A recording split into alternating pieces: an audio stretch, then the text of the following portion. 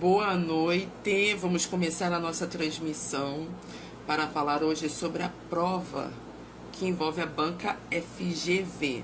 A prova é para Técnico Federal de Finanças e Controle, o TFFC. E hoje eu preparei para vocês, trouxe aqui comigo o edital e uma prova para analisar e fazer alguns comentários sobre a prova para auxiliá-los. Muitos alunos estão pedindo ajuda, orientação em como estudar para a prova da banca. Então, se é o seu caso, coloca aí nos comentários.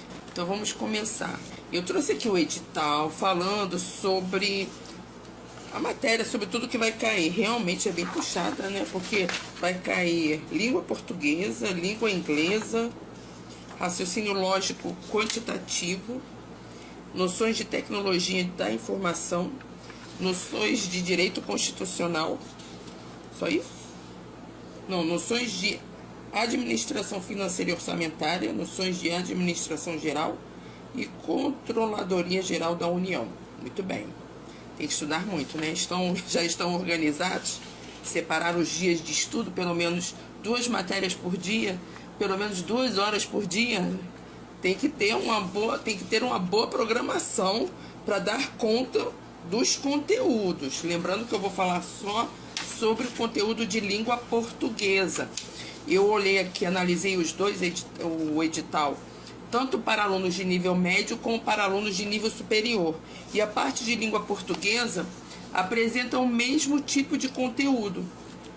Eu vou falar sobre os conteúdos de língua portuguesa para alunos de nível médio, mas é o mesmo conteúdo praticamente para os alunos de nível superior. Então vejam só o que vai cair. Vai cair interpretação de texto e fala em 2 pontos. Decodificação dos diversos tipos de mensagem.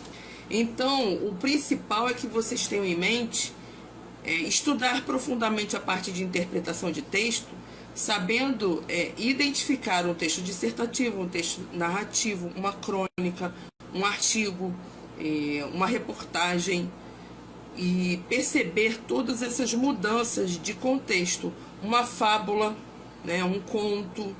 Então vocês têm que saber reconhecer todos os tipos de produções de texto para poder produzir uma boa interpretação de texto. Então é muito importante vocês estudarem essa parte. E aqui falou sobre compreensão de texto, observação dos processos que constroem os significados textuais. Vocês identificarem esses processos. Vocês devem ter em mente o seguinte, que toda vez que eu tenho um tema do texto em que vocês vão analisar na prova, por exemplo, eu peguei uma prova aqui para poder fazer comentários. Essa prova, título do texto é assim: corrupção, ética e transformação social. O que envolve uma boa interpretação de texto? É vocês serem capazes de identificar os campos semânticos. A partir do título você já identifica sobre o que será o texto, sobre o que ele vai girar em torno. Se fala sobre corrupção, ética e transformação social, vai envolver aspectos políticos, com certeza. Vai envolver o posicionamento do brasileiro com relação ao que é corrupção, o que é a ética, se ele tem um comportamento ético ou não. Tudo isso já deve estar na sua mente, com o dispositivo que vai fazer com que você entenda o conteúdo, sobre o que vai abordar aqui o texto. Eu peguei essa prova, tá, desse mesmo concurso, claro que uma prova anterior, né? E aqui a prova tem 56 linhas o texto, é um texto longo. Como seria o ideal para vocês fazerem essa interpretação? Lembrando que é muito importante que vocês valorizem a parte de interpretação. É que vocês, ao lerem cada parágrafo, façam um pequeno resuminho ou sublinhem as palavras principais para que você saiba sobre o que fala cada parágrafo. Não adianta a pessoa correr para as perguntinhas antes de entender o que fala o conteúdo do texto. Fica a dica para vocês. Por que eu estou falando isso? Porque quando eu continuo olhando aqui o edital, ele fala as características básicas da textualidade, as estruturas linguísticas no processo de construção de mensagens adequadas, com destaque para as várias classes de palavras. Então, significa que a prova terá ênfase na parte de interpretação, ênfase na questão vocabular, que vocês reconheçam o vocabulário, que vocês conheçam, que tenham domínio e que principalmente conheçam os campos semânticos, sobre o que vai girar em torno do texto para poder fazer uma boa interpretação. Olhando as questões da prova, a número 1 pergunta assim: de acordo com o texto, é incorreto afirmar. Então é claro que a prova envolve interpretação. A pergunta número 2 foi assim: com relação à estrutura do texto e dos parágrafos, analise as afirmativas a seguir. A pessoa vai ter que afirmar se a afirmativa, se o que eles afirmam está correto ou não. Por exemplo, veja a primeira afirmativa. O primeiro parágrafo introduz o tema, situando historicamente a origem da corrupção no Brasil. Você tem que ter lido o primeiro parágrafo. Se você já tivesse feito um resuminho, você automaticamente já saberia a resposta. Seria algo automático se você seguir esse processo. A segunda frase seria: o terceiro parágrafo opõe a capacidade de criticar o outro à incapacidade de observar a própria forma de agir. Então, o que a gente percebe? Se a pessoa realmente fizer os resuminhos conforme eu falei, o que vai acontecer na hora da prova? A questão 2 ela mata rapidinho, porque ela já tem os resuminhos dos parágrafos, ela já sabe do que trata cada parágrafo, e na hora de responder a interpretação, no caso dessa prova aqui, a questão 2, ela tiraria de letra a questão 2, porque fez a interpretação da maneira correta, tá? Qual é a maneira errada? Alguém tem ideia de como seria a maneira errada? Apesar que a maioria dos professores vão pela segunda linha, que eu não concordo, nem mesmo no curso que eu fiz, né, que vocês sabem que eu me formei pela UFRJ, lá nunca foi a favor dessa coisa de ler a pergunta para depois ler o texto. Não, nós não concordamos com isso. A nossa linha de raciocínio é o seguinte: primeiro você lê o texto, faça brevemente os resumos e com certeza será muito mais rápido você interpretar o texto e resolver essa questão da sua prova, tá? Então siga essa linha.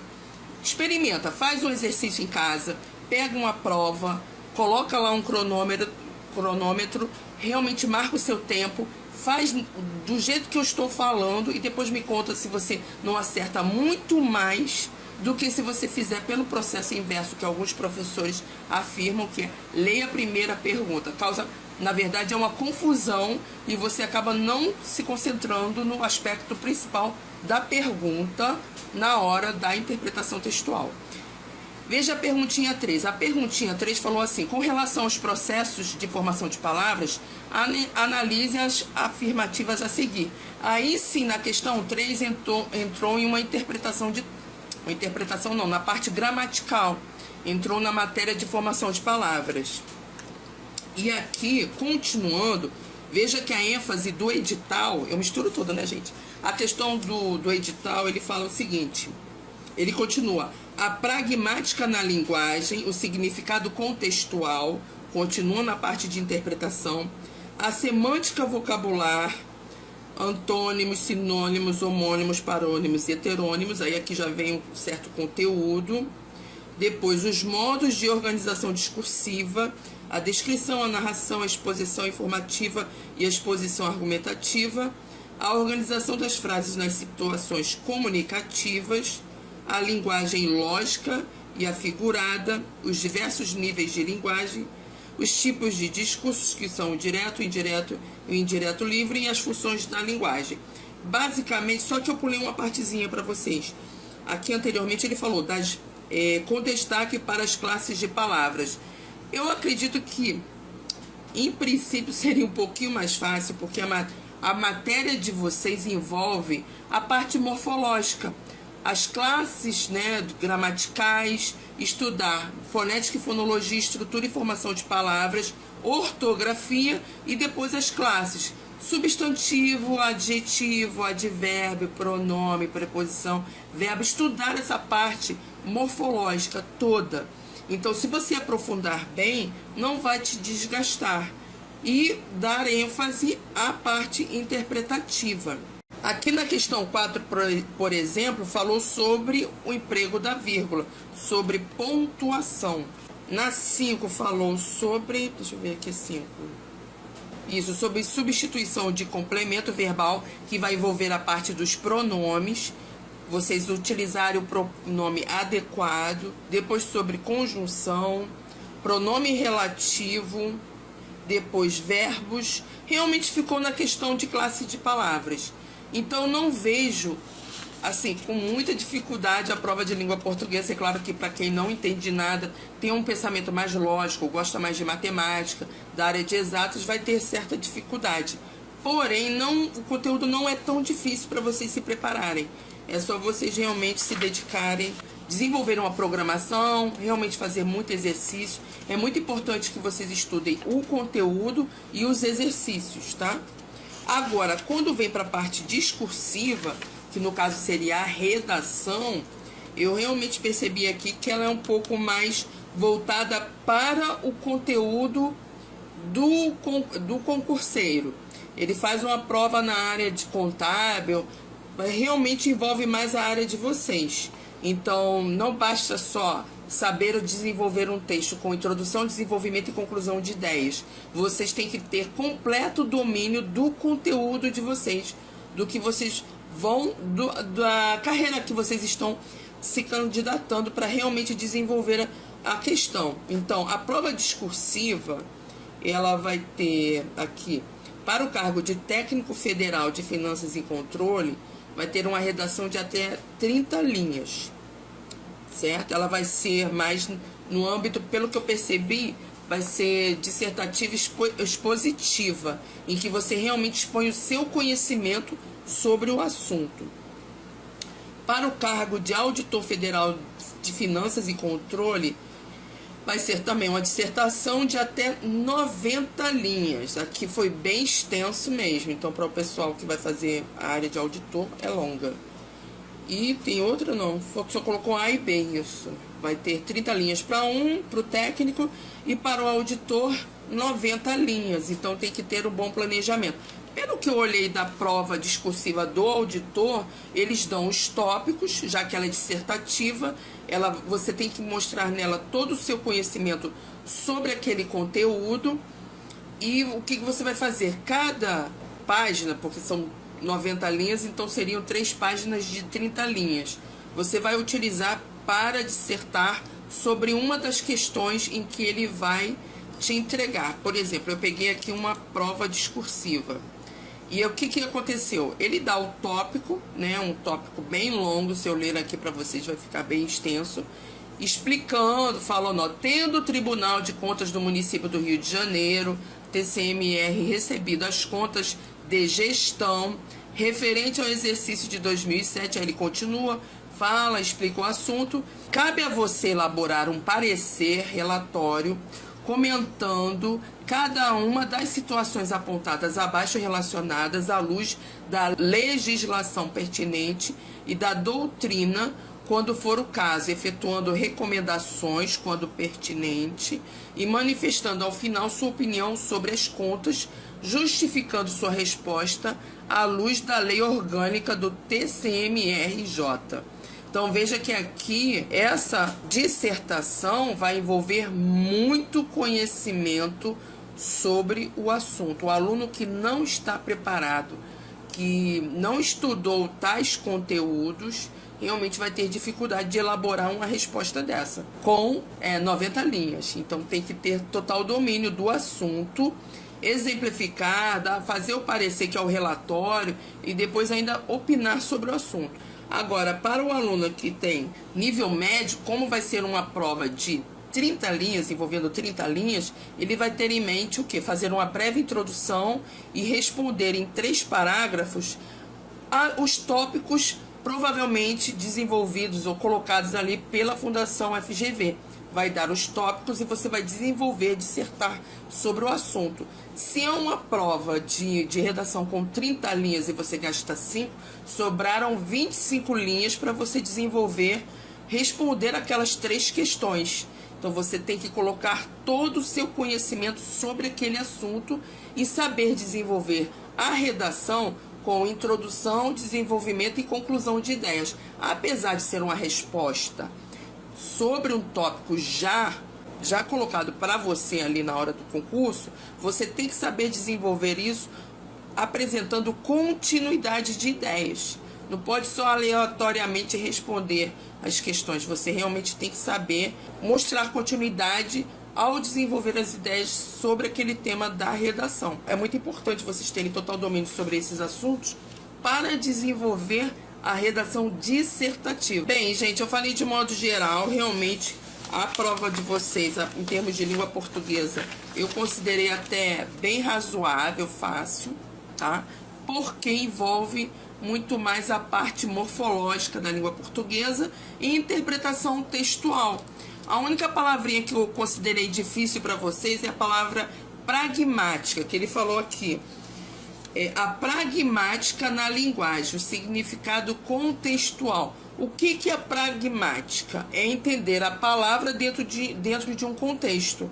Então, por exemplo, eu vou dar um exemplo de um projeto que tem na UFRJ, que é o NUR, que ele envolve a análise do falante de língua portuguesa de nível superior. Aquela pessoa que está cursando a faculdade e eles querem analisar como o aluno de uma faculdade, né, qualquer faculdade, de pública ou particular, ele se expressa em grupo, com colegas na sala de aula, como é que ele discute, como é que ele faz uso da língua portuguesa em um ambiente natural. Então, é na fala mesmo de sala de aula. Então, como é que o grupo de engenheiros conversam? Como um grupo de matemática conversa? Como um grupo de biologia conversa? Como os médicos conversam? Se você for analisar como esses profissionais, né? Pessoas que estão num nível um pouco mais culto, porque estão realmente se graduando, aperfeiçoando seus conhecimentos sobre a sua área de atuação. E como é a fala dessas pessoas em determinado ambiente. Seria uma oposição da fala de uma pessoa que está cursando uma faculdade de nível superior, diferente de um aluno de ensino médio, que é diferente para um aluno de 11 anos. Ou diferente de um grupo de pessoas que estão conversando em um botequim, para um grupo de pessoas que estão conversando em um super evento, sei lá, um evento acadêmico, que é diferente de um evento de rock. Então, se eu pegar cada grupo de pessoas em diferentes ambientes, eles utilizarão a linguagem de uma maneira diferente, gírias diferentes, expressões diferentes, piadas diferentes.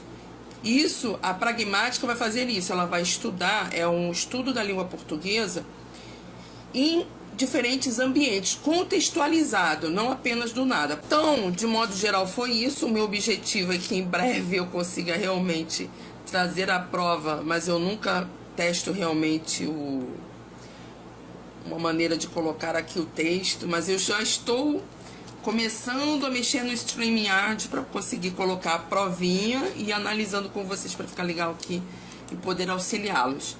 Tá? Mas hoje foi o que deu para trazer aqui para vocês. Alguma pergunta, alguma dúvida sobre o assunto? Vou dar uma olhadinha aqui para ver se vocês colocaram alguma dúvida. Parabéns, professora, pelo aumento salarial de 33%. Vocês merecem. Obrigada. Porém, esse aumento foi para os professores do ensino fundamental, é até o 9º ano. Se eu não me engano, acho que é só para escolas primárias ou de ensino fundamental, para todo o Brasil, e vai afetar mais as prefeituras. Sempre para gente que trabalha com ensino médio ou superior, o aumento vem depois, tá? Vem em função desse aumento, se ele realmente sair, né? Porque eu nem li muito sobre o assunto. É uma proposta, não sei se foi efetivado, mas é ótimo, né? Tomara que saia realmente.